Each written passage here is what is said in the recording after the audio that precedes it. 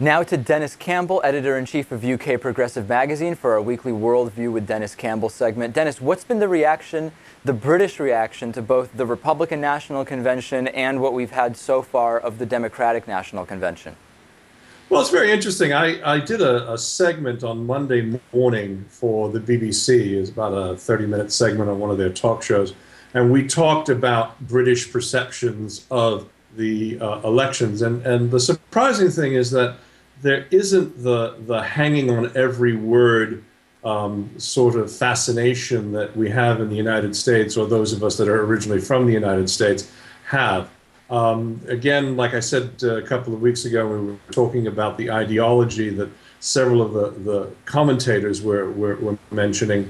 What they're saying mostly is that they're a bit concerned about how nobody seems to be doing their job in terms of fact-checking.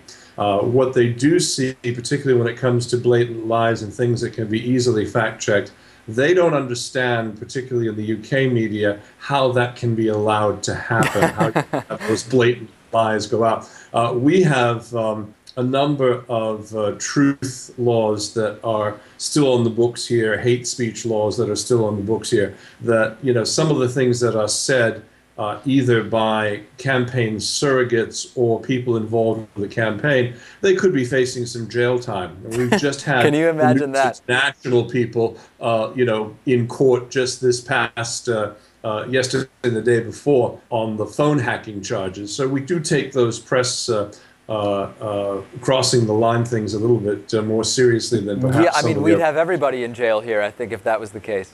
Well, it really is stunning, and you know what I also find stunning is, and what several people have commented about is that, you know, we do get a number of podcasts here. There are so many, and I have to say it happens here as well. There are so many commentators and reporters who just seem to be awestruck by the person that they're interviewing, or somehow they're just so concerned with balance that they're allowing anything to go through. And frankly, if you're speaking rubbish, it doesn't matter, you know, you should be called on it. I mean, we're not that far removed from the days of Watergate and, you know, investigative reporting, where people would actually call somebody on a statement that is clearly not factually correct. I've seen, for example, CNN's Soledad O'Brien do that a couple of times.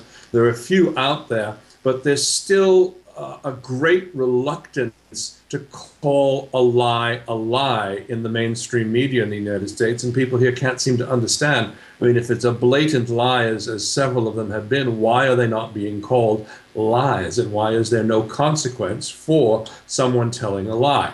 Well, because calling lies shows that you care about facts, which, as we know, have a liberal bias. That's the problem. So, okay, people over in Britain are a little bit confused and shocked about the amount of dishonesty that we're seeing from the speeches. Now, any difference in terms of the reception from what's going on at the RNC to DNC? Anything specific we can look at? Well, I mean, several of the columns that I've seen today, some of the people I've talked to, some of the commentary, were clearly impressed with Bill Clinton's speech last night, very impressed with the speech by Michelle Obama. And those two keynote addresses, you know, even though they were very early in the morning here, they did get quite a bit of play on several of the TV channels here. And everybody seems to be of the consensus that, you know, Bill Clinton definitely helped the re-election chances of Barack Obama.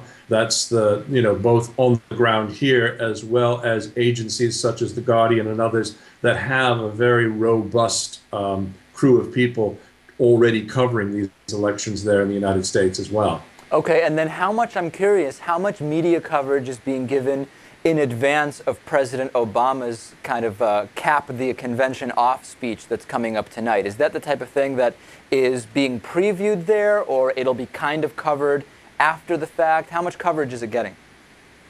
It'll probably get a mention tonight. We're literally a few minutes away from the 6 p.m. news here in the UK. So someone will mention that it will be a very big night for President Obama. But you have to keep in mind, we are 5 hours ahead of you. So our convention coverage, so to speak, is via the internet or via the BBC. But not many people are up at 3 and 4 in the morning when these speeches are actually being broadcast.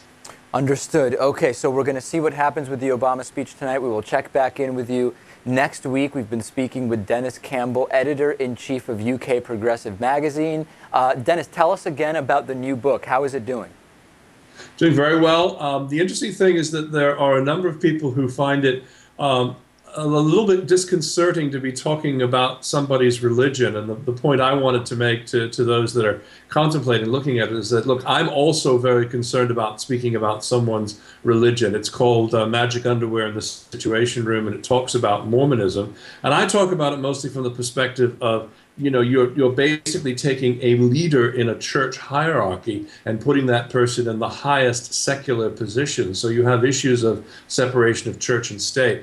And that debate and back and forth, and when I discuss with people on social media or in interviews, that seems to be fine. I'm combining the four into a paperback book, which will hopefully be out in the next week or 10 days or so. And we're calling that the Billionaire Boys Election Freak Show, which will take all four of the ebooks and put them into one paperback book. Also will be available in e-format as well. All right, thanks, Denis. We'll talk to you next week. Thank you. Okay, stay tuned. Still plenty more stories coming up, including, have Mitt Romney's tax returns really been stolen by hackers, or is it just a publicity stunt? Stay tuned. Back after this.